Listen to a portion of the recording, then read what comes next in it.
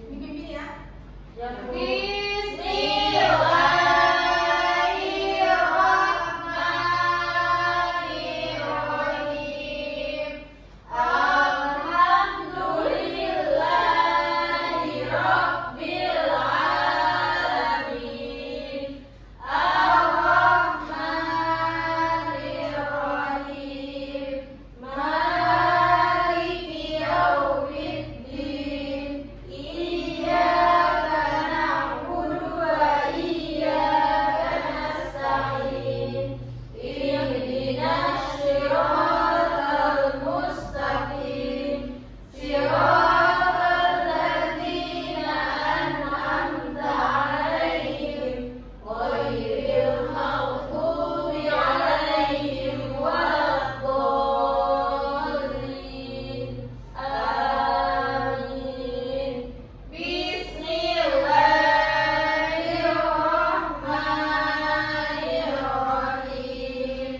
Rabbi shrah li sadri wa yassir li amri wahlul 'uqdatam min lisani yafqahul qawli. Amin. Baik, anak-anak kita bersatu terlebih dahulu ya. Ya, Ibu. Heri Nafita, Hadir, Ibu. Nur Halimah, Hadir, Ibu.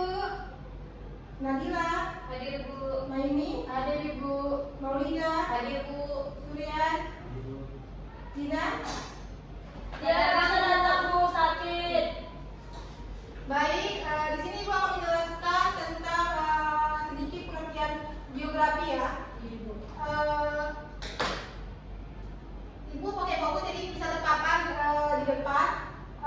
Jadi pengertian geografi adalah ilmu yang mempelajari tentang lokasi, fenomena, alam dan manusia di permukaan bumi. Nah, fokus pada hubungan antara lingkungan fisik dan manusia.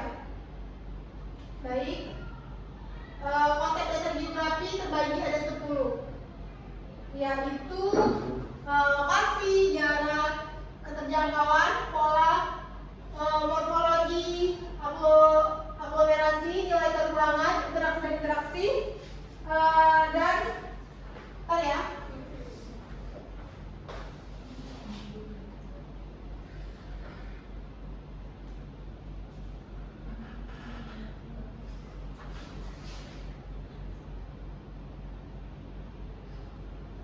Interaksi dan interferensi, ada diferensiasinya dan terkait ruang. Di sini siapa yang tahu tentang pendekatan geografi? Saya, Bu. Ya, Heni, Ada 3, Bu. coba jelaskan. Pendekatan keruangan, pendekatan ekologi, dan pendekatan kewilayahan, Bu.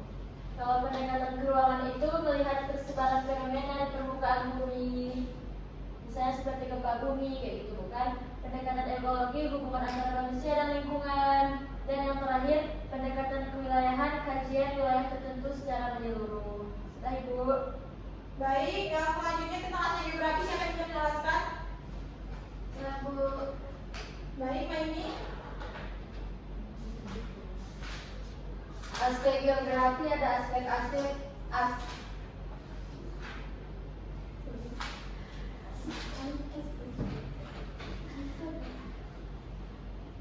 geografi terbagi menjadi 3, Bu. Terbagi menjadi 2, Bu. Ada aspek fisik, yaitu iklim tanah, air, flora, fauna, dan lain-lain. Sedangkan aspek sosial itu seperti kependudukan, budaya, ekonomi, dan politik, Ibu. Coba Surya jelaskan definisi geografi. Nur Halimah, tolong jelaskan tentang penerapan geografi. Jadi Bu, contoh penerapan geografi terbagi menjadi 3, yaitu yang pertama peta banjir di daerah rawan, yang kedua studi kepadatan penduduk untuk pembangunan, yang ketiga analisis wilayah pertanian. Baik, anak-anak, sekarang Ibu ingin menjelaskan tentang kenapa ya cuaca sekarang makin memanas, terus kenapa sekarang banyaknya banyak persawahan itu udah kurang kan sekarang? Iya,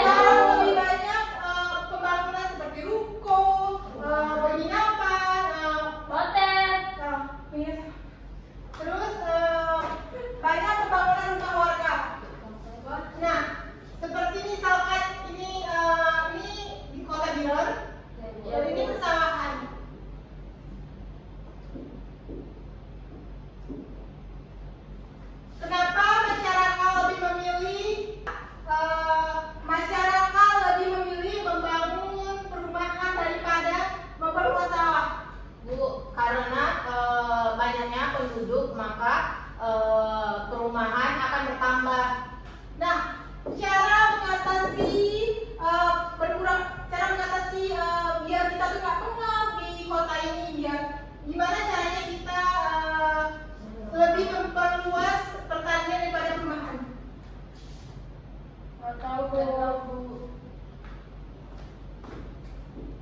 Nah, kebanyakan orang solusinya tuh katanya pindah ke pedesaan. Tapi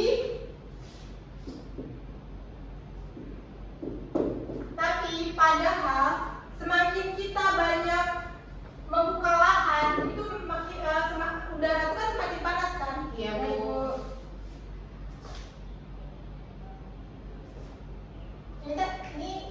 Ini misalkan ini pedesaan kan?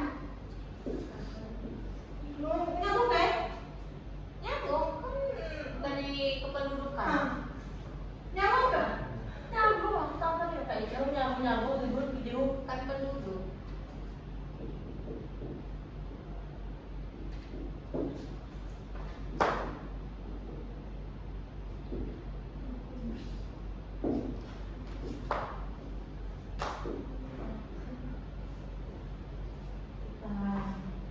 Kesalahan manusia di permukaan bumi ini, mereka baik jika mereka pindah dari perkotaan ke pedesaan.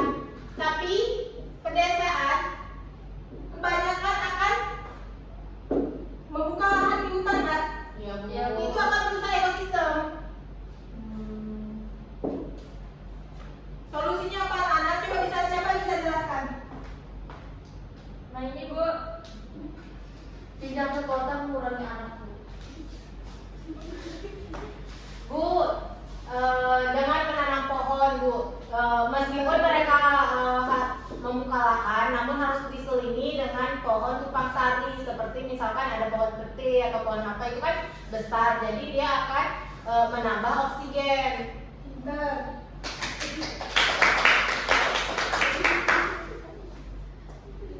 Lalu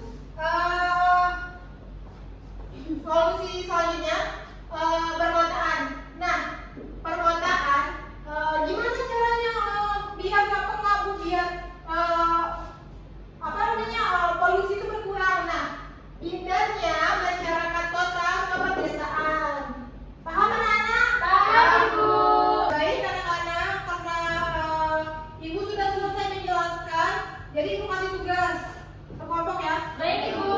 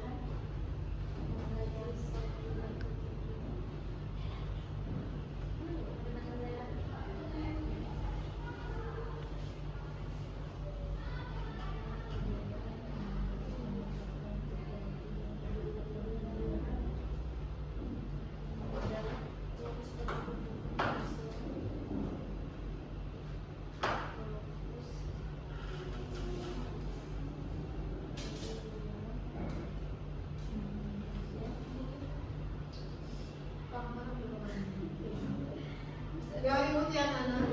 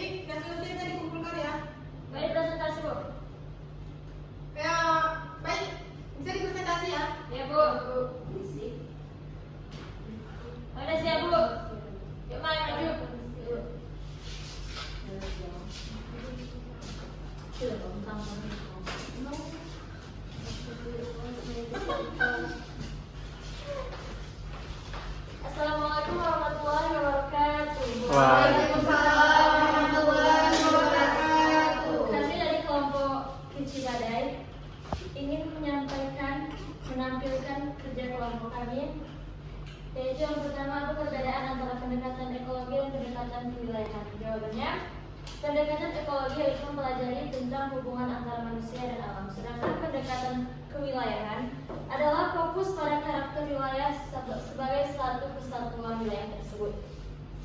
Yang kedua, sebutkan dan jelaskan cuaca dan iklim yang ada di Indonesia, yaitu panas, hujan, tropis.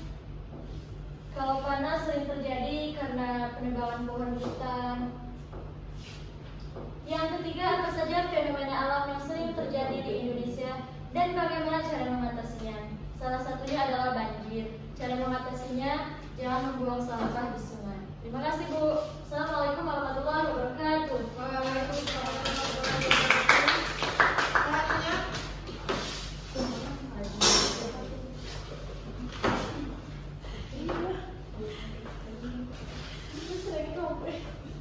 Maju kalian kelompok.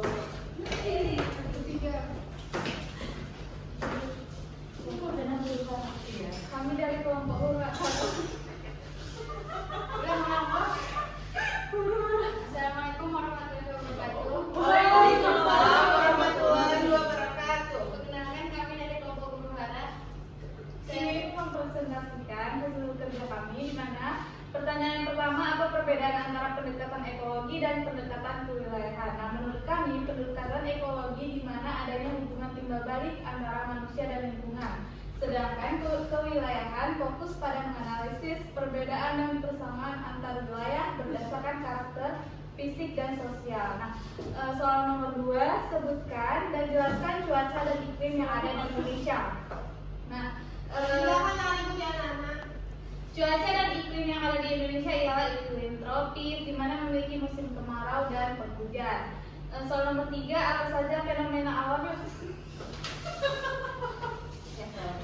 Yang ketiga, apa saja fenomena alam yang sering terjadi di Indonesia dan bagaimana cara mengatasinya? Menurut kami, yang paling sering terjadi itu adalah banjir, longsor, gempa, gunung meletus, likuifaksi, dan lain-lain. Yang dimana cara mengatasinya banjir adalah dengan menjaga lingkungan seperti tidak membuang sampah sembarangan dan menanam pohon.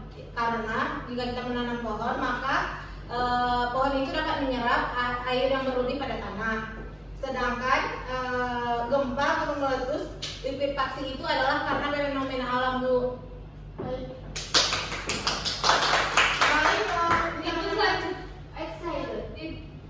Itu saja hasil dari kerja kami akhiri. Assalamualaikum warahmatullahi wabarakatuh. Waalaikumsalam warahmatullahi wabarakatuh. Baik, anak-anak, sekarang jam sudah habis. Mari kita tutup dengan membaca doa.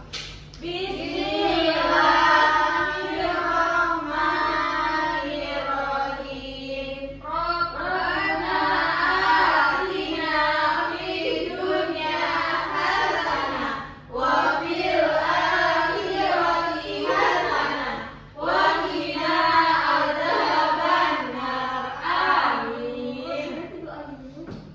Baik, kalau tidak kekurangan ya. Baik.